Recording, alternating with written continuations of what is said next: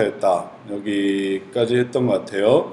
그래서 다른 사람의 죄로 인한 희생자일 뿐만 아니다. 사람은 사탄의 잘못된 상담을 받아들였다. 그 다음에 죄의 결과로서 두려움과 수치심이 생겼다. 그래서 우리 교재에서는 두려움과 수치심에 대해서 이렇게 좀 해봤던 것 같은데요. 두려움과 수치심. 두려움이 먼저일 수도 있고 수치심이 먼저일 수도 있고, 그래서 두려움은 죄의 결과에 대한 두려움. 페이지로 보면 10페이지로 보여지는데, 하나님께 대해서 두려움, 그 다음에 수치심은 사람에 대한 수치심. 그래서 두려움, 수치심 이런 것들이 이제 죄의 결과로 나타나게 되었어요. 그리고 이러한 죄의 결과는 이제 지속적으로 이제 이어질 수 있다고 했습니다. 그래서 죄의 결과는 또 두려움, 수치심, 두려움, 그 다음에 수치심 생긴 뒤에 얼마 지나지 않아서 또 다른 선악과가 등장할 수 있는 거예요. 또 다른 선악과 앞에 아까 여기 기준에서 우리 지난번에 봤던 그 기준에서 하나님의 말씀을 또 의심하고 과정을 한번 살펴볼까요? 하나님의 말씀에 대해 금지를 깨트리고 부정하고, 그 다음에 하나님의 말씀을 부정하고 뜻을 부정할 때, 그때 이제 실제로 범죄하게 되는 거죠. 그런 것들이 이제 반복적으로 나타나는 것입니다. 그래서 점차 여기서 부정, 하나님에 대한 금지, 맨 처음에는 금지였죠. 다시 보죠.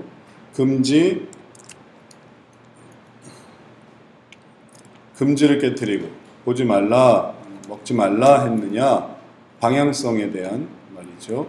금지, 그 다음에 부정, 그 다음에 의심하게 해서 이러한 단계들을 하나하나 진행하면서 선악과를 따먹었고, 그 다음에 이제 두려움과 수치심이 여기서 이제 생기게 됐던 거고요. 그 다음에 또 시작되는 거예요. 또 금지, 부정, 의심, 범죄, 그 다음에 또 두려움, 수치심. 이게 계속해서 그 다음에 또 다른 선악과. 그래서 아담과 하와가 선악과를 따먹었고, 가인은 아벨을 죽였고, 그 다음에 두발 가인은 사람들을 계속 더 죽이고, 뭐 이런 식으로 계속해서 이제 하나님께서 싫어하시는 일들을 계속 해 나가게 되는 거예요. 그럼 죄가 더 눈덩이처럼 커져가게 되는 거죠. 이러한 죄에 대한 개념을 이해해 본다면 우리가 생각하는 그런 죄 문제가 어떤 의미로 생각되는가, 어떤 의미로 나타나는가를 이제 생각해 볼 수 있겠어요. 그래서 왜 어떤 사람이 두려움이 있는가, 왜 어떤 사람이 수치심이 있는가 하면 그가 어떤 선악과를 넘어섰기 때문에 그래요. 과정을 넘어섰기 때문에. 그의 위치를 볼 때 의심한다. 부정, 금지, 부정, 의심, 범죄, 또 금지, 부정, 의심, 범죄. 이런 어떤 연속선상에서 좀 더 큰 그림으로 한번 보도록 하죠. 이제 어디서 만나느냐가 이제 중요한 문제일 수 있겠어요. 이 사람을 여기서 이렇게 만난다고 한번 해보세요. 이 사람이 악순환을 많이 거쳐왔어요. 이게 예를 들어서 초등학교 때 나쁜 짓 하나 했고, 중학교 때 또 나쁜 짓 했고, 고등학교 때 또 나쁜 짓 했고, 대학교 때 또 나쁜 짓을 했는데, 이제 고민이 시작된 거는 결혼 후에 일어나는 일이라고 한번 생각해 보세요. 그럼 이 속에 얼마나 두려움, 수치심이 이게 많이 쌓였겠습니까? 이건 얼마나 더 커졌겠어요. 그리고 그 악순환은 얼마나 많이 살았겠어요. 그러니까 자연스럽게 이 얘기를 할 수밖에 없는 거예요. 대학교 때 무슨 일이 있었는지. 그러면 결혼해서의 어떤 뭐 문제 있다 그러면 대학교 때 또 뭐가 문제가 있어요. 성적인 그런 범죄를 저질렀다든지, 그러면 그걸로 끝이냐? 그럼 또 고등학교 때 또 문제가 있어요. 누구를 미워했다든지, 뭐 왕따를 시켰다든지, 그럼 자기도 왕따를 당하고, 그럼 또 그게 또 끝이냐? 그럼 또 중학교 때로 가면 또 중학교 때로 이게 나오는 거예요. 그래서 아무 말도 하지 않고 그냥 당신이 괴로운 점을 말해보라라고 하면은 이게 막 술술술술 나오는 거예요. 그 얘기를 들어주는 거죠. 그가 어떤 삶을 살아왔는지. 만난 거는 여기에서 결혼하고 그 다음에 뭘로 하여튼 괴로워한다. 결혼 이후에 뭐 자녀 문제로 괴로워한다든지, 자녀에게 너무 화가 난다든지, 혹은 남편에 대해서 끊임없는 의심이 든다든지, 그런 문제가 있을 때 그러면 왜 이런 문제가 생길까? 그 전에 어려운 점은 뭐였는가? 좋은 점을 따지려는 게 아니라 어려운 점을 따지려고 하는 거예요. 그리고 어려운 점 따지려고 하면 어려운 점을 스스로 말해요. 자기가 또 괴로우니까 이걸 숨길 수가 없는 거예요. 떠오르는 게 있는 거예요. 상담을 하면서 그게 생각이 나요. 내가 선악과를 따먹은 게, 이런 선악과를 따먹고 저런 선악과를 따먹고, 그래서 그런 것들을 다 이제 알아내는 겁니다. 다 받아줘야 되는 거예요. 그게 왜 중요합니까? 라고 말할지 모르겠어요. 그건 하나님이 다 씻어주시는 거지. 왜 이 선악과를 이렇게 내가 먹었던 선악과를 또 확인하고 또 확인하고, 이제 이게 상담이라는 거를 좀 우리가 유념을 해야 되겠습니다. 기존 그냥 목회에서는 그럴 필요가 없어요. 또 그가 회개했으면 끝이지. 하나님께서 다 용서해 회개해 주셨으면 끝이지. 더 이상 거기에 대해서 목사님이 듣거나 혹은 집사님이 듣거나 전사님이 듣거나 할 필요가 없어요. 네, 이거는 상담이에요. 상담은 뭘 해줘야 되냐 하면 올바른 일을 이제 지시를 해줘야 돼요. 이렇게. 하나님의 새로운 일들에 대해서 또 끊임없이 이제 설명을 해줘야 돼요. 빛으로 나아가는 하나님의 일들, 그때 만약에 선악과로 나가지 않았으면 빛으로 나갈 수 있었다. 그 다음에 또 그 빛으로 나갔으면 또 두 번째 빛으로 하나님의 비전과 소망으로 계속 나아갈 수 있었다라는 것을 구체적으로 얘기해 줄 수 있는 게 상담입니다. 목회에서는 그렇게 얘기하지 않잖아요. 근데 이렇게 하려고 할 때 걸림이 되는 게 뭐냐면은 이런 선악과들인 거예요. 이런 선악과들이 이 빛 대신 주님께로, 또 빛 대신 하나님의 은혜로 나아가게 하는데 방해가 되는 거고, 그걸 본인이 이해를 못하는 거예요. 그래서 그걸 이해할 수 있도록 설명을 해주는 거죠. 예전에 당신이 선악과를 이렇게 따 먹었었지만 그러나 이번에는 이렇게 하셔야 됩니다. 그리고 양상은 똑같아요. 선악과를 따먹는 양상. 그것은 때로는 그게 좋아 보이고 그거는 지혜롭게 되는 것 같고 그게 내 성격에 아주 좀 후련하게 되는 것 같고 그게 편안한 것 같고, 그럴 때 선악과를 따먹게 된단 말이에요. 그건 다 자기 생각이니까. 그래서 이런 부분들을 상담자가 이해하고 나아갈 때에 비로소 그가 정말 빛된 삶을 살아갈 수 있도록 도와주는 거예요. 결국 빛된 삶은 그가 살아왔던 선악과와의 정반대 방향입니다. 결국 살아왔던 삶의 반대 방향으로 가는 건데, 살아왔던 삶이 뭔지를 알아야죠. 그러지 않고 이 사람에게 어느 날 갑자기 하는 거 있잖아요. 전도를 해라, 성경을 읽어라, 예배를 드려라, 성경 공부를 해라. 그러면 몇 개 없는 거예요. 수많은 사람들에게 어떻게 똑같이 그 몇 개 안 되는 그 경건 생활에 대한 얘기를 해주겠어요. 상담에서는 너무나 많은 일들이 있는데, 그러니까 그 사람의 삶을 알아야 되는 거예요. 그 사람이 괴로워했던 게 뭐고, 그 사람이 미워했던 게 뭐고, 그 사람이 원통하게 생각했던 게 뭐고, 그래서 그러다 보면 그 사람의 죄를 찾게 되는 거예요. 그 사람의 죄를 찾게 되는 것이 결국은 그 사람의 의를 이루기 위해서 필요한 겁니다. 왜냐하면 그 반대 방향으로 살아가게 하는 것이기 때문에. 자, 그래서 우리가 죄를 찾는 거예요. 죄의 개념을 그렇게 이해해야 되겠습니다. 두려움과 수치심. 그 다음에 죄는 어떤 식으로 또 우리들에게 다가오는가 하면 책임 전가, 다른 사람에게 책임을 떠맡기는 것으로 나타납니다. 그래서 내 책임을 이제 무시하게 되는 거죠. 내 책임에 대해서 거부하게 되는 거죠. 다시 교재로 돌아와서 책임 전가에 대해서 하나의 양식이 있는데, 이 그림을 한번 같이 보도록 하죠. 책임 전가의 양식이 있는데, 아담과 하나님 사이에 책임 전가의 양식이 생깁니다. 아담이 하나님께 대해서 뭐라고 말했냐면, 당신이 하나님이 주신 여자 때문에 제가 이렇게 했습니다. 그러니까 하나님을 가리키지는 않지만 여자를 딱 저 여자 때문에 제가 죄를 졌습니다 하고 여자를 딱 가르치니까, 이 여자는 누가 만든 여자냐면 하나님이 만든 여자예요. 그래서 손가락이 어디로 가게 되냐면 하나님께로 가게 돼요. 여자를 통해서 하나님이 저한테 주신 여자입니다. 제가 그 여자 때문에 범죄했습니다 라고 말하는 이 책임 전가. 여자 때문이 아니죠. 아담은 자기 때문이죠. 자기가 그 먹지 말라고 하나님의 명령을 들었음에도 불구하고 여자 말을 따르면 안 되는 거죠. 여자가 그렇게 얘기를 해도. 그러나 아담은 여자 핑계를 대면서 하나님께 책임을 전가하고 있는 거예요. 물론 여자에게도 책임을 전가하고 있고 더 나아가서 하나님께 책임을 전가하고 있는 거예요. 왜냐하면 하나님이 그걸 하셨으니까. 그 사실이잖아요. 하나님께서 그 모든 걸 하나님이 여자를 데리고 오셨으니 여자가 스스로 나왔겠습니까? 근데 여자의 어떤 그 유혹뿐만이 아니라 여자의 존재 전체를 다 하나님께 책임 전가시키는 거예요. 우리가 결혼 생활을 하면서도 그런 어려움이 있을 수 있습니다.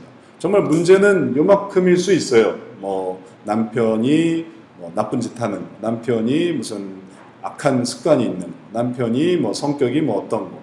근데 그걸 가지고 우리는 이걸 다 도매급으로 다 해서 이제 결혼 자체를 원망하는 거예요.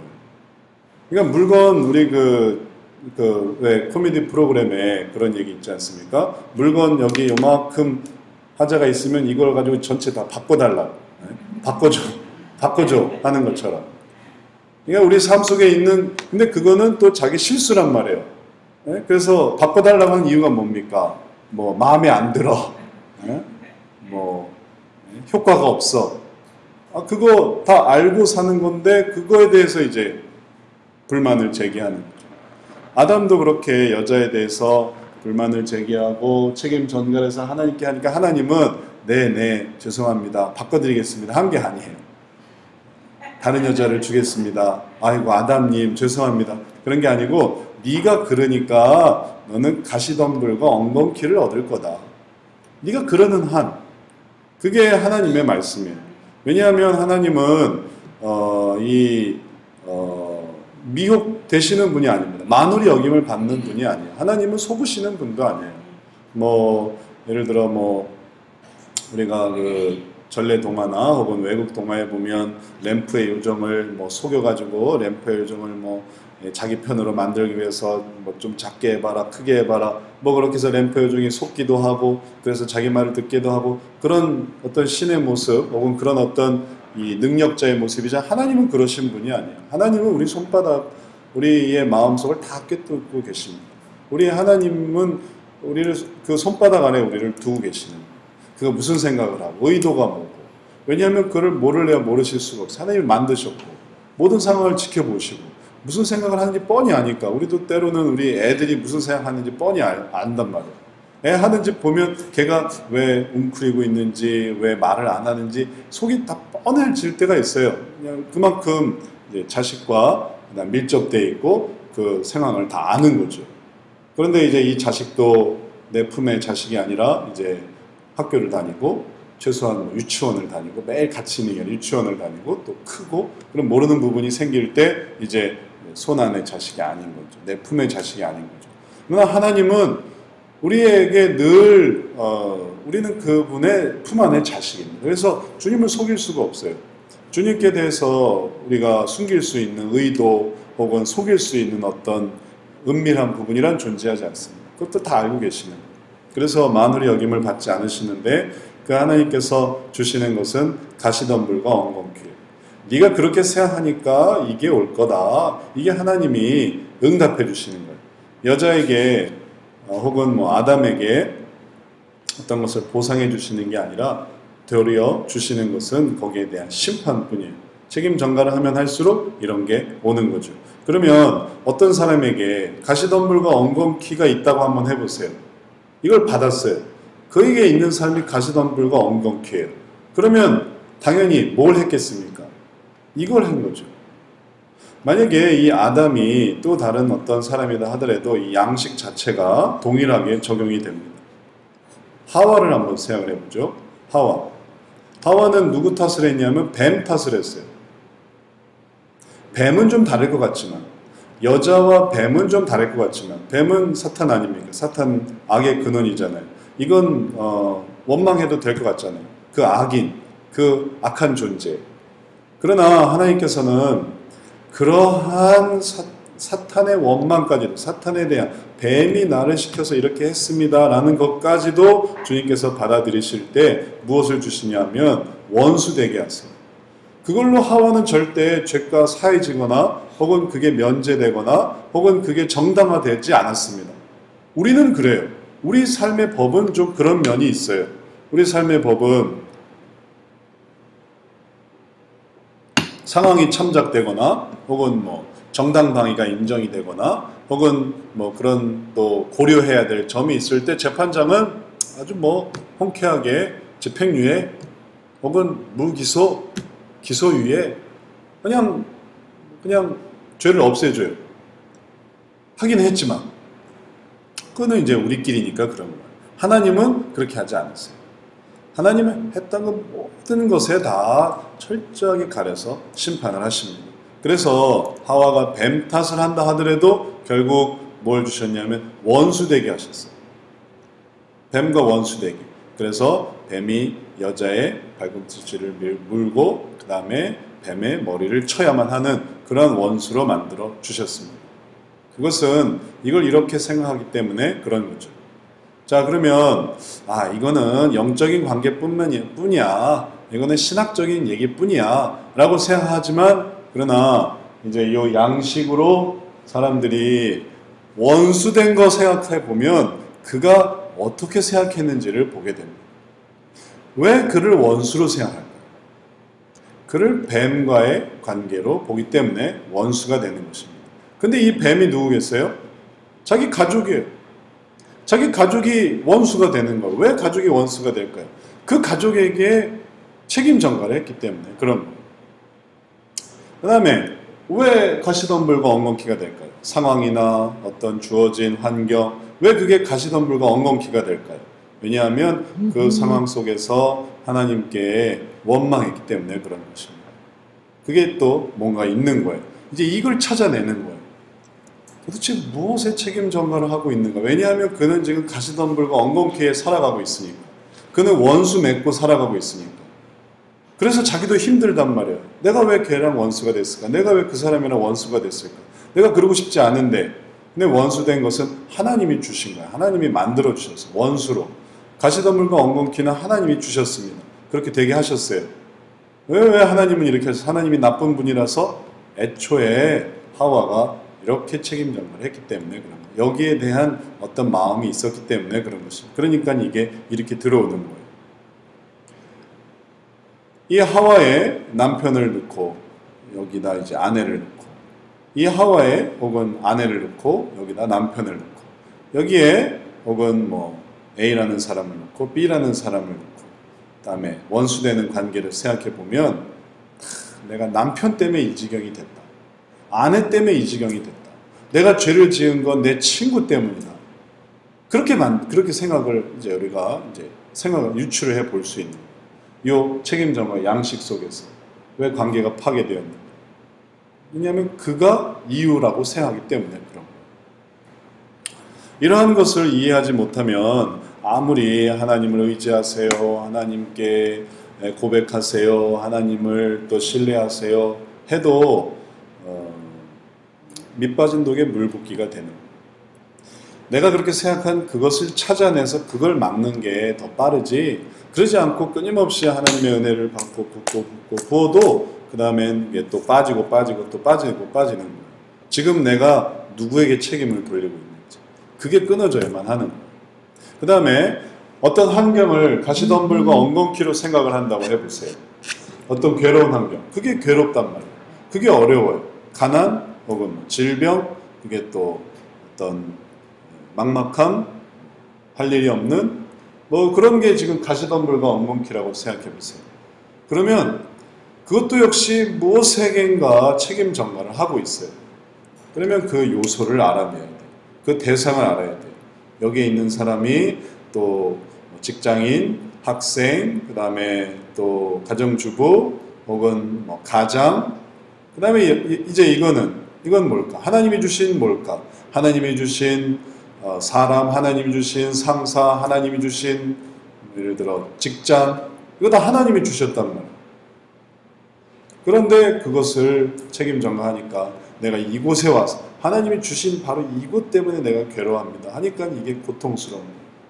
저도 이제 이런 걸 언제 깨닫게 됐는가 하면 개척을 하면서 개척이 가시덤불이에요. 개척이 엉겅퀴해요. 말도 못해요. 그래서 누가 개척한다 그러면은 도시락 싸가지고 다니면서 말리고 싶어요. 아, 괴로워요. 힘들어요. 외롭고 힘들고 하여튼 저도 개척하면서 이 인생에서 경험해보는 모든 괴로움을 다 경험해본 것 같아요.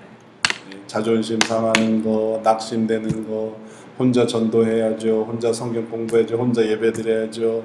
혼자 기도해야죠. 모든 걸 다 혼자서 해야 돼요. 이게 가시덤불인 거예요. 저도 이제 큰 교회에서 부교육자 생활을 하다가 이제 하나님이 갑자기 개척을 하라고 해서 개척을 하게 됐는데 이게 가시덤불과 엉겅퀴가 되면서 저도 딱 그랬어요. 뭐라 그랬냐면 하나님이 하라고 해서 제가 지금 이렇게 됐어요. 하나님이 하라고 해서. 하나님이 하라고 하니까 더 괴로운 거예요. 하나님이 하라고 한 게 아니었으면 덜 괴로웠을까? 그건 또 다른데 또 양식에 걸렸을지도 모르겠어요. 하여튼 하나님이 하라고 한 거니까 더 괴로운 거예요. 그러니까 더 가시덤불과 엉겅퀴. 그러나 이제 이거를 딱 깨달았어요. 아, 내가 하나님이 하라고 한 것 때문에 가시덤불과 엉겅퀴가 되는구나. 하나님이 하라고 했기 때문에 기분 좋은 게 아니라 하나님이 하라고 했기 때문에 영광스러운 게 아니라 하나님이 하라고 했기 때문에 더 괴로워지는 거는 제가 하나님께 책임 전가를 하고 있는 거예요. 하나님 책임이라고. 근데 하나님은 너무 은혜를 많이 주셨어요. 그 고통스러운, 저는 괴로워서 고통스러워했지만 하나님은 은사를 주시고 그 다음에 또 재물도 주시고 물질도 주시고 하고 싶은 거 마음대로 하게 하시고 막는 사람이 없는 거예요. 예? 있을 수가 없어요. 내가 뭐 이렇게 하고 싶으면 그걸 막는 사람이 없어요. 부교육자 시절에는요 책상 하나 여기서 이렇게 옮겨도 허락을 받아야 돼요. 너무 답답한 거예요. 아니 책상을, 아니 교육자실의 책상을 여기서 이렇게 옮기는 것도 허락을 받아야 돼요. 책상이 제가 이제 좀 키가 크니까 책상을 좀 바꾸고 싶은데 안 바꿔주는 거예요. 아, 허름한 옛날 그 딱 이 칸막이도 있는 옛날 허름한 거기에 앉아 있으라는 거예요. 그래서 이제 말씀을 드렸어요.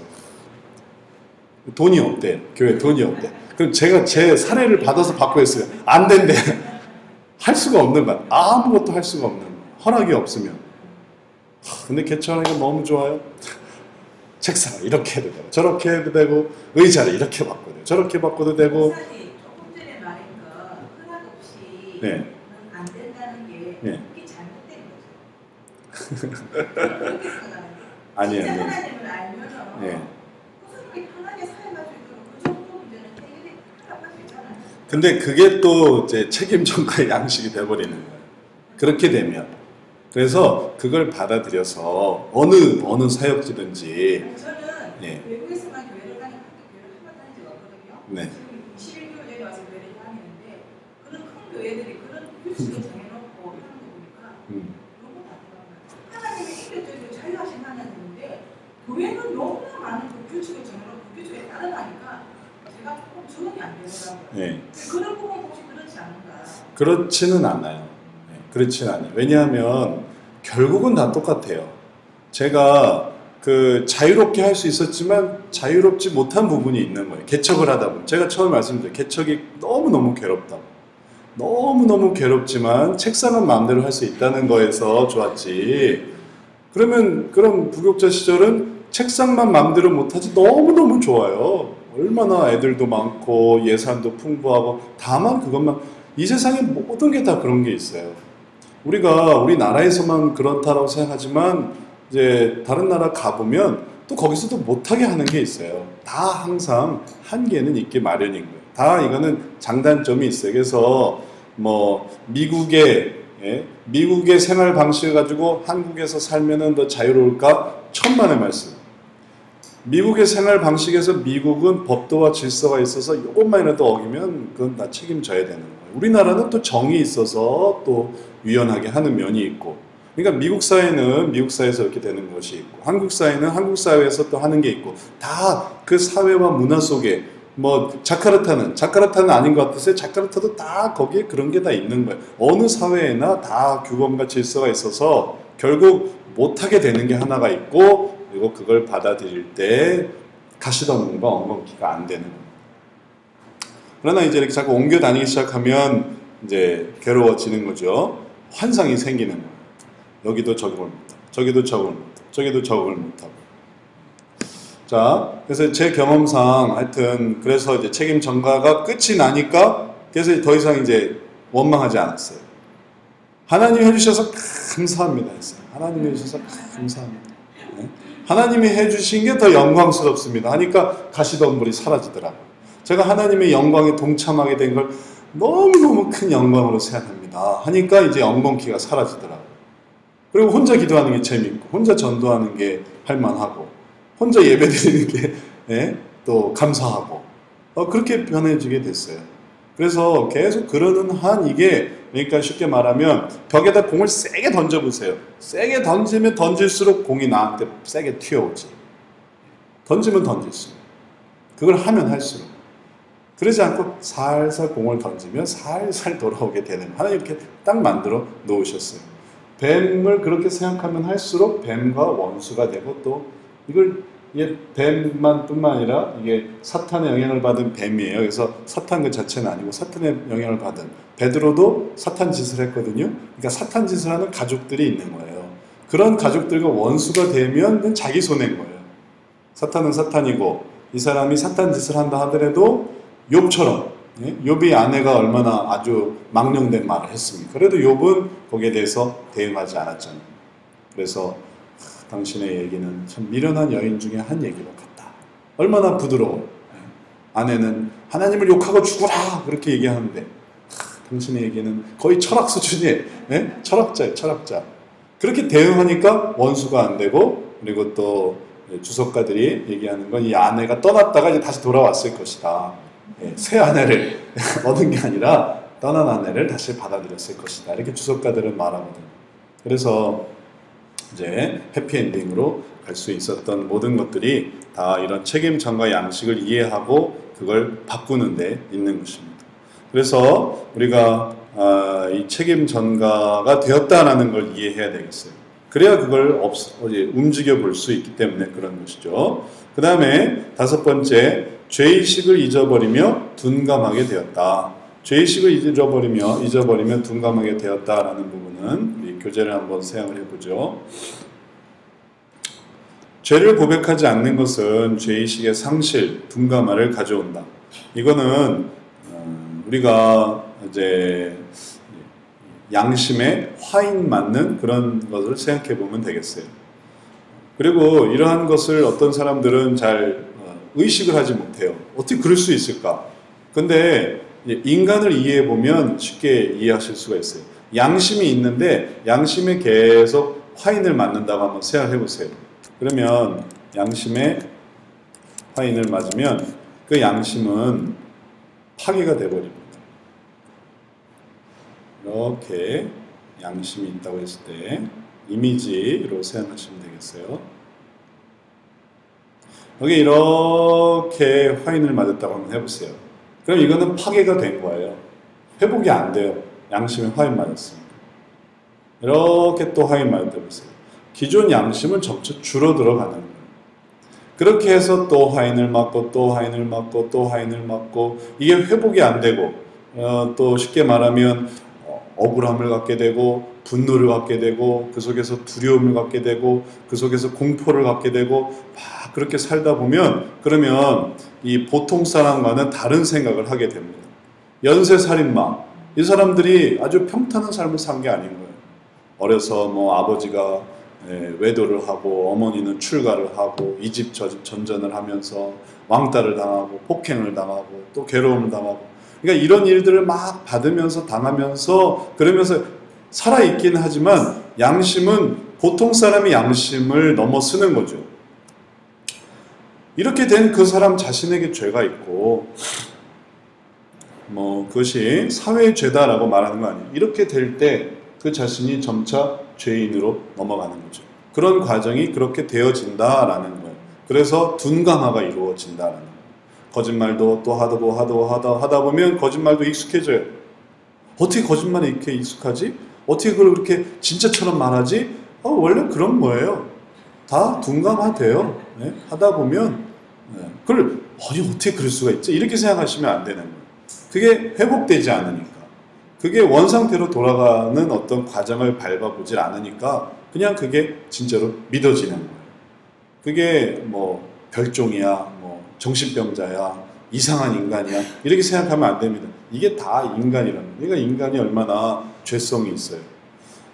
인간이 얼마나 큰 죄를 저지를 수 있는가라는 것은 마치 자동차가 어떻게 인간을 해칠 수 있는가라는 것으로 나타납니다. 자동차가 인간을 해치지 않으려면 어떻게 하면 되는지 아세요? 시속 10km 이상을 달리면 안 돼요. 그건 자전거보다도 느린 거예요. 그러면 인간을 해치지 않을 수 있어요. 그러나 시속 10km를 넘어서는 한, 나라도 그 정도는 달리겠다. 근데 그걸 넘어서는 순간 그 다음에 이제 인간을 다칠 수가 있는 거예요. 그리고 그러한 것들이 결국은 더 많은 상해와 그리고 악한 도구로 쓰여질 수 있는 것입니다. 이거는 피치 못하는 거예요. 만약에 인간이 죄를 짓지 않을 수 있게 된다면 그러면 좋겠다 싶지만 죄를 짓지 않는 인간을 어떻게 생각할 수 있을까요? 식물인간 혹은 지체, 장애자? 그러면 뭐 죄를 짓지 않을 수 있을지 모르겠어요. 식물인간. 더 웃긴 얘기가 있는데 식물인간 어떤 애들은 채소인간으로 이렇게 오해를 하더라고요. 채소인간, 식물인간, 어린애들은 식물인간 되면 어떡하지? 라는 거예요. 채소인간 되면 어떡하지? 그런 웃긴 얘기를 들은 적이 있는데 여하튼 그런 식으로 인간의 어떤 존엄성 혹은 인간의 지정의가 뚝뚝뚝뚝 떨어질 때 그건 또 하나님이 원하시는 게 아닌 거죠. 하나님의 형상이 아닌 거예요. 그래서 이거는 피치 못하는 일들입니다. 그래서 우리가 더 지혜롭게 생각해야 될 것은 뭐냐면 그럼 이거 아예 인간을 없애자라는 것도 아니고 아예 인간을 그런 걸 할 수 없는 존재로 만들어버리자라는 것도 아니고 이걸 깨닫고 이거를 회복해 주기 위한 노력을 하는 거예요. 하나님이 아담과 하와를 만드시고 이 인간이 죄 지을 줄 알았으면 만들지 않았겠구나 라고 생각하는 것은 그건 아주 유아기적인 생각입니다. 그만큼 아담과 하와가 죄를 지으리라는 걸 알면서도 만드셨던 건 그들을 사랑하셨기 때문에 그래요. 인간을 사랑하셨기 때문에 그래요. 그래서 하나님께서 만드신 방법은 그들을 구원하는, 그들의 죄를 대속해주는 방식으로 그들을 구원하는 것을 만드신 거예요. 그러지 않고 아예 그런 죄를 짓지 않게 한다면 그거는 오히려 이기적인 거죠. 그리고 당사자에게는 정말 고통스러운 거죠. 괴로운 거죠. 때로 우리가 이제 개를 뭐 아파트에 데리고 산다라고 할 때 이제 짖지 못하게 하려고 뭔가를 이렇게 수술을 하는 그런 경우를 보게 됩니다. 그럴 때 그거는 이 수술을 당하는 이 개 입장에서 얼마나 괴로워요. 자기는 짖고 싶은데 주인님이 성대를 제거해 버렸기 때문에 짖을 수가 없는 거예요. 그러면 주인은 편하죠. 짖을 수가 없으니까. 그냥 같이 데리고 사는 건 좋지요. 하지만 짖을 수가 없단 말이에요. 개는 짖기 위해서 태어났단 말이에요. 마음껏 짖고 싶은 거예요. 그러나 짖을 수가 없게 만들어버렸어요. 이게 만약에 인간이라고 해보세요. 악을 저지를 수가 없다고 한번 해보세요. 인간은 악을 저지를 수도 있고 선을 이룰 수도 있는 존재라면 하나님 형상이지만 아무리 악을 행하고 싶지만 악을 행할 수가 없어요. 그럼 그게 인간이냐고요. 그게 하나님의 형상이냐고요. 그래서 하나님께서는 인간을 죄를 지을 수 있게 허락을 해주셨습니다. 그리고 죄를 짓고 난 피해는 자기가 다 갚으시는 거예요. 하나님 자신이. 자기 핏값으로 그 모든 죄값을 다 처리를 해주시는 거예요. 그래서 죄가 사라졌어요. 그걸 깨닫게 하십니다. 너를 사랑해서 내가 너의 죄를 다 갚아줬다. 그래서 이제 인간이 정신이 번쩍 드는 거예요. 하나님의 사랑이 나를 이렇게 살리는구나. 그래서 그가 죄를 저지를 수 있지만 죄를 안 저지르는 거예요. 그럼 이제 완성된 거예요. 천사가 인간을 흠모하는 이유가 뭡니까? 왜 천사가 인간을 흠모해요? 히브리서에. 천사가 인간에 대해서 참 부러워해요. 왜냐하면 천사는 죄를 저지를 수가 없는 그런 존재랍니다. 그러나 인간은 죄를 저지를 수 있는 그런 연약한 존재로 떨어져 있다가 죄를 안 저지르게 됐어요. 죄를 저지르지 않으려고 노력을 해요. 그 무한한 노력, 그 끊임없는 노력, 그것이 인간이 하나님의 자녀가 되는 거예요. 천사를 하나님의 자녀로 부르신 게 아니라 인간을 하나님의 자녀로 부르셨어요. 그게 예수님을 닮은 거거든요. 예수님을 닮은 모습, 이 선과 악 속에서 정말 괴로워하면서 악으로 나가지 않고 선으로 나아가려는 그 고민, 그 고통, 그 갈등, 그게 어린아이에서부터 노인에 이르기까지, 할아버지에 이르기까지 인간이면 누구나 겪는, 이게 나쁜 짓인 줄을 알고 내가 이걸 하지 말아야 되는데 하고 그를 견디는 그 마음, 그것이 인간인 거예요. 그래서 이렇게 양심에 이런 둔감화가 될 때 이게 다시 민감하게 만드는 거, 그게 나은 거예요. 둔감하게 내버려 두면 진짜 인간 말종이 돼가지고 이렇게, 그럼 이제 이게 남은 게 별로 없는 거예요. 그러나 그러지 않고 이러한 부분을 회복할 수 있다면 그럼 이제 변화되는 거죠. 지금은 아주 말종 같아도, 죄인 중에 괴수 같아도 하나님의 은혜가 있으면 이게 이렇게 회복이 됩니다. 사도 바울도 자기가 고백하잖아요. 내가 죄인 중에 괴수라고. 그거 얼마나 하나님께 대해서 안 좋은 마음을 가졌습니까? 그러나 그런 것들이 하나님 안에서 하나하나 깨끗하게 되고 또 치료될 때 그가 하나님의 거룩한 사람이 되었어요. 그래서 처음에 아나니아도 그런 부분에 의구심을 가졌죠. 그는 변화될 수 있습니까? 그 악한 마음이 변화될 수 있습니까? 그 둔감화되고, 그리고 또 뭐가 있죠? 죄의식을 망각하고 둔감화된 그가 변화될 수 있습니까? 하나님은 뜻이 있는 거예요. 하나님은 계획이 있는 거예요. 아나니아 입장으로서는 그건 불가능합니다 라고 말했던 거죠. 하지만 하나님은 계획이 있어요.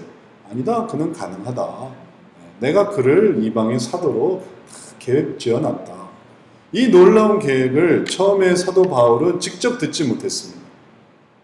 자기가 직접 들었으면 좋았겠지만 그는 직접 들을 수가 없었어요. 왜냐하면 그는 너무나 악했으니까. 그래서 어떤 초신자들은 왜 저는 직접 듣지 못하나요? 그가 아직은 경건하지 못한 거예요. 아직은 깨이지 못한 거예요. 그래서 그를 다른 사람에게서 들을 수밖에 없습니다. 그래서 아나니아가 사울아, 사울아, 하나님께서 내 눈에서 비늘을 벗기시고 내 눈을 뜨게 하시고 너를 이방인 사도로 삼으신다. 이 얘기가 얼마나 충격적인 얘기였겠어요. 뭐 어떤 면에서 기도해 줄 때 네가 목사가 될 거야, 선교사가 돼. 얼마나 충격적이겠어요. 나는 그런 생각이 전혀 없는데, 근데 갑자기 기도해 주시는 분이 그런 얘기를 해준단 말이에요. 이제 그걸 이제 어떻게 이해하느냐, 받아들이느냐가 정말 이제 그게 되기도 하고 또 그게 안 되기도 하고 그런 거죠. 하여튼 그만큼의 하나님의 뜻에 이해의 차이가 있는 겁니다. 사도 바울이 사울이었죠. 사울이 이제 그것을 이해하고 내가 정말 그런가? 또 거기에 대한 하나님의 은혜를 체험하면서 내가 정말 죄인 중에 괴수였지만 나를 긍휼히 여긴 것은 나로 말미암아 다른 모든 사람에게 긍휼을 나타내려 하심이구나. 이렇게 해서 그가 이제 그걸 받아들인 거예요. 그게 영광스러운 거였는데 너무 영광스러워서 우습게 생각한 거죠. 왜 되게 평양감사도 자기가 싫으면 안 하잖아요. 평양감사가 얼마나 좋은데. 평양감사가 정말 좋은 자리였는데 그걸 자기가 싫으니까 안 하는 거예요. 대통령을 시켜준다고 해도 내가 싫으면 안 하는 거예요. 우리 인간은 그래요. 그를 세우고 높여주고 그가 정말 아주 놀라운 사람이 되게 해주려고 해도 나는 그래 게임하는 게 좋아요. 나는 만화책 보는 게 좋아요. 나는 이게 제가 최고로 좋아하는 거예요. 나는 뭐 외교관을 시켜준다도 안 해요. 저는 뭐 의사를 시켜준다도 안 해요. 저는 뭐 좋은 직업을 하죠. 저는 싫어요. 저는 그냥 아르바이트 하면서 게임하면서 살래요. 이게 더 좋아 보이는 한 이 정말 하나님 보시기 영광스러운 이 일이 얼마나 우습게 여겨지겠습니까? 그거를 이제 깨우쳐 주는 거예요. 그러려면 그가 얼마나 둔감화되었는지, 얼마나 망각하고 있는지를 알아야 되는 거예요. 그는 피해자이기만 하지 않습니다. 그는 가해자이기도 한 거예요. 왜 똑같은 일을 당해도, 똑같이 어렵게 살아도, 똑같이 왕따를 당해도, 또 똑같이 뭐 폭행을 당해도, 똑같이 뭐 교통사고에 어떤 사고의 피해자가 돼도 어떤 사람은 꿋꿋하게 잘 일어나는데 왜 이 사람은 왜 무너질까요? 이 사람은 계속 거기에 원망하는 거예요. 내가 거기서 교통사고만 안 났으면, 내가 우리 부모님이 잘 살기만 했으면, 내가 거기서 피해만 안 당해서, 내가 거기만 안 살았으면, 내가 그 친구만 안 만났으면, 내가 그 상황에만 안 났으면, 그게 다 하나님이 하신 건데 하나님 때문에 하나님 때문에 하나님 때문에 하나님 때문에, 그러니까 그 자신의 삶이 망가지는 거예요. 그걸 깨달아야 돼요. 그래서 그렇지 않다. 자매님 그렇지 않습니다. 형제님 그렇지 않습니다. 성도님 그렇지 않습니다. 당신이 계속 그러고 있는 한 당신은 원수 되고 가시덤불에 또 영건키 속에 살아갈 수밖에 없습니다. 하나님께 나오세요 하고 그 속에서 얼마나 그가 하나님께 민감하지 못했는지, 얼마나 하나님을 무시했는지, 하나님을 원망했는지를 생각할 때 하나님 안에서 새로워지게 되는 거예요. 하나님이 얼마나 회개시키시는 줄 아세요? 하나님이 이런 것들 은혜 받는 사람도 하나님이 가만 놔두지 않습니다. 하나님의 은혜로 정말 아주 충만한 은혜를 받으면 어렸을 적에 지은 죄도 다 회개를 시키는 거예요. 아주 그냥 또 회개하고 또 회개하고 또 회개해도 또 회개할 거리가 남아있어요. 그것도 회개를 해야 돼요. 왜냐하면 그래야 그 죄를 짓지 않기 때문에 그래요. 그래서 저도 이제 이게 더 은혜를 받으면 받을수록 하나님께 회개할 거리가 생겼는데, 제가 참 신기하게 회개를 한 적이 있어요. 언제 뭘 회개했냐면, 제가 이제 처음에 대학을 떨어지고 그 다음에 후기로 이제 우리 교단 신학교 총신대를 들어갔어요. 총신대를 들어가서 총신대 들어가면서 되게 원망을 많이 했어요. 학교를 다니면서 하나님 왜 저를 떨어뜨렸습니까? 근데 그게 저뿐만이 아니었어요. 근데 다른 그 같은 학생들은 어떻게 했는지 모르겠지만 후기여서 총신대라는 신학교 신학과가 대학 신학과가 후기여서 많이들 떨어져서 들어왔어요. 근데 저는 그게 너무 좌절스럽더라고요. 원래 저는 일반대를 가고 싶었거든요. 일반대를 가고 내가 이제 신학대학원을 가서, 그래서 목사가 되는 길이 두 길이 있었어요. 학부 때부터, 대학 때부터 신학과를 가고, 그 다음에 대학원을 가고, 목사가 되는, 그러면 한 7년 하는 거고, 그 다음에 그러지 않고, 대학은 일반대를 나오고, 그 다음에 대학원이 한 3년 하거든요. 그래서 3년 대학원을 해서, 그 다음에 목사가 되는, 7년 과정이 있고, 3년 과정이 있는데, 저는 3년 과정을 원했어요. 왜냐하면 제가 다니던 교회 목사님이 그렇게 했거든요. 그래서 그 목사님 너무 좋아 보였어요. 일반대를 나오고 그 다음에 대학원을 나오고 이제 목사가 되는. 그래서 저도 그렇게 하고 싶었는데 떨어진 거예요. 떨어진 다음에 너무너무 이제 괴로웠어요. 힘들었어요. 그래서 어떤 후기는 이제 총신대 들어가긴 했지만 학교 다니는 동 마는 동 적응을 못했어요. 그래서 계속 학교 원망을 했어요. 하나님을 원망을 했어요. 근데 이제 한 학기 다니다가 도저히 못 견뎌서 재수를 시작했어요. 반수를 시작했어요. 반수에서도 하나님의 은혜로 붙었어요. 그래서 일반대를 들어가게 된 거예요. 그리고 이제 시간이 흘러 일반대 다 졸업하고, 그 다음에 이제 신대원 들어가고, 신대원 들어가서 이제 개척을 한 다음에 기도를 하다가 하나님이 은혜를 주시면서 회개를 시키는데, 7년 전, 횟수로 하면 정확히 7년은 아니다. 하여튼 따지자면 한 7년이 넘게 있었던 그때 총신대 다니면서 원망했던 거를 회개를 시키시는 거예요. 그래서 어떻게 회개를 시키시냐면, 제가 그 이제 총신대 근처에 살고 있었는데, 그 당시에 밤에 잠을 잤는데 발이 다다다다다다 움직이는 거예요. 자다가 발이 막 움직여요. 그래서 아니 내 발이 왜 이렇게 움직이지? 그래서 일단 서봤어요. 그러니까 발이 막 걸어 나가는 거예요. 그런 일은 그 전에도 없었고 그 이후에도 없어요. 그때만 있었어요.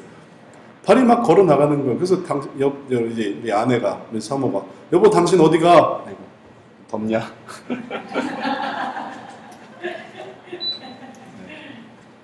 그래서 잠깐만요.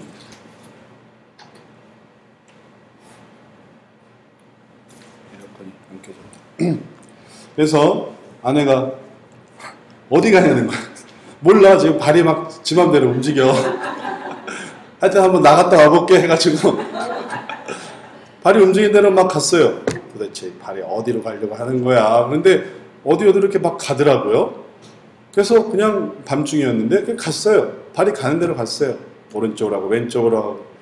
그래서 도대체 어디로 온 거야 하고 딱 와보니까 그게 총신대인 거예요. 총신대까지 걸어왔어요. 내가 왜 이 시간에 총신대에 왜 와 있지? 그래서 총신대에서 또 발이 막 가는 거예요. 총신대에서. 근데 어디를 또 들어가요. 도대체 거기를 왜 들어가? 하여튼 발이 가고 싶은 데는 내버려뒀어요. 발이 지 맘대로 걸어. 딱 가서 어디에서 딱 쓰는데 딱 보니까 여기가 어딘지 딱 알겠는 거예요. 거기가 어디냐면 제가 거기서 맨날 서가지고 원망하던 곳이었어요. 학교가 이렇게 보이는 곳이었거든요. 이걸 딱 보니까 내가 여기서 맨날 원망했는데 이거 회개하라는 거. 그래서 거기서 또 막 울면서 또 회개했어요. 죄송합니다. 제가 하나님의 뜻을 모르고 그런 뜻이 얼마나 귀한 뜻이 있는 줄 모르고 진짜 나중에 왜 그렇게 했는지를 다 알게 됐어요. 너무너무 잘 알게 됐어요. 말하자면 길어요. 사연이 길어요. 하여튼 회개만 했어요. 왜 그럴 수밖에 없었는가? 왜 실패할 수밖에 없었고, 왜 괴로울 수밖에 없었고, 왜 눈물 흘릴 수밖에 없었는지를 거기서 다 이해를 했단 말이에요. 그리고 이제 거기서 또 회개를 했어요. 그 다음에 또 발이 또 다른 장소. 그래서 하여튼 회개했던 곳은 다 이제 원망했던 곳에서 다 해결을 하시니까 이제 그 다음에 발이 탁 풀어지더라고요.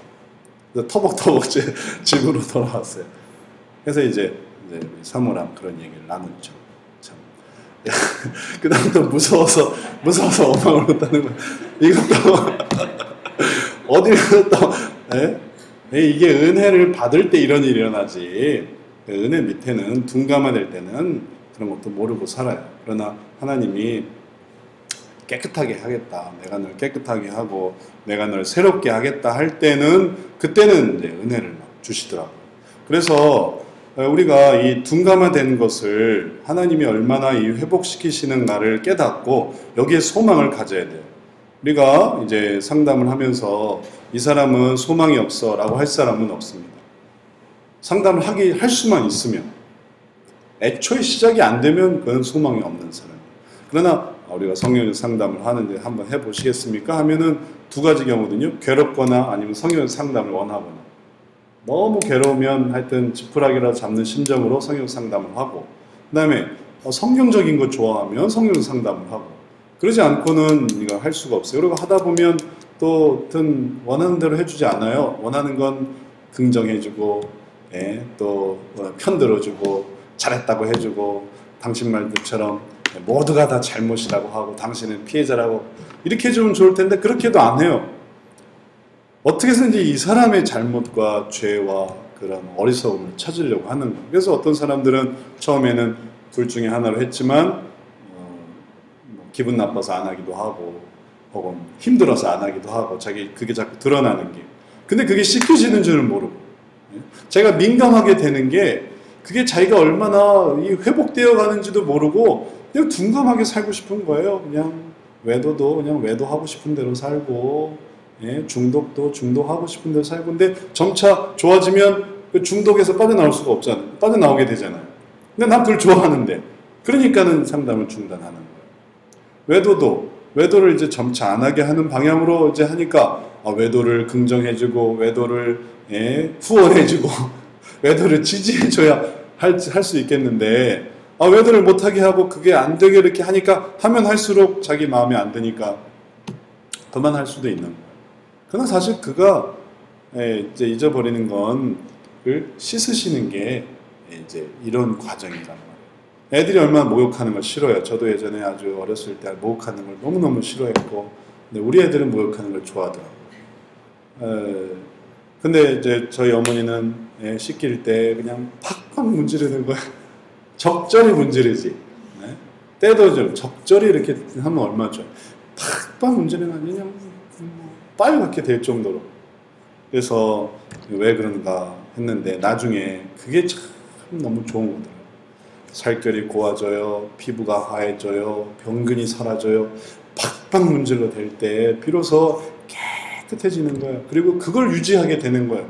그래야 나중에도 팍팍 문지르면서 살아가게 되는 거예요. 그러지 않고 그거를 싫어하면 아주 지저분하게 사는 거죠. 우리가 우리를 아주 깨끗하게 씻으시는 하나님의 은혜를 우리가 싫어할 것이 아니라 그것을 감사하게 생각해서 이런 회개를 통해 내가 정말 새로워지는구나, 깨끗해지는구나. 그러면 눈이 띄어요. 이런 하나하나의 죄들, 잘못들 이런 거 깨닫잖아요. 그러면 눈이 세상이 달라 보이는 거예요. 하나님 왜 그렇게 회개를 시키시겠어요? 회복된 눈으로 세계를 바라보기로 하는 거예요. 이 세대가 얼마나 악한 세대인데, 이 세대가 얼마나 우리들을 유혹하고 우리들을 모호하게 만드는데. 그래서 로마서에서 우리에게 말씀하지 않습니까? 너희는 이 세대를 본받지 말고 하나님의 깨끗게 하심을 받아 하나님의 기뻐하시고 온전하신 뜻이 무엇인지 분별하도록 해라. 그러려면 우리가 이러한 얼마나 우리가 둔감하되었는지, 그리고 얼마나 우리가 망각하고 있는지 이런 것들을 깨달아야 되는 거예요. 그걸 인정을 해야 이게 생기는 거지. 나는 죄의식 이거 뭐 당연히 있습니다. 뭐 죄의식이 뭔지도 모르는 사람도 많아요. 그게 둔감한 사람이 너무나 많아요. 망각해버린 거예요. 그래서 더 이상 안 들어먹는 그런 사람도 있는 거죠. 바리새인들처럼, 대제사장들처럼. 예수님이 오셨는데, 예수님이 그들을 깨끗게 하시려는데 얼른 엎드려야지. 예수님을 죽여요. 도리어. 그러니 그런 사람은 어쩔 수 없는 거고, 이걸 깨닫는 사람이 있다. 그 말씀에 어떻게 하면 좋을까요? 하고 엎드리는 사람이 있다. 우리를 깨끗하게 해달라고 하는 사람이 있다. 그 사람을 살리는 거예요. 자, 이러한 죄로 인한 타락, 이러한 것들을 우리가 생각해 볼 때 우리가 앞으로 어떤 죄의 문제를 다스리게 될 것인가 우리가 이렇게 생각해 볼 수 있겠습니다. 우리 세 번째 원리 마쳤고요. 10분 쉬고 그 다음에 두 번째 원리네. 두 번째 원리가 마쳤고 10분 쉬고 세 번째 원리로 들어가도록 하겠습니다. 잠깐 쉬겠습니다.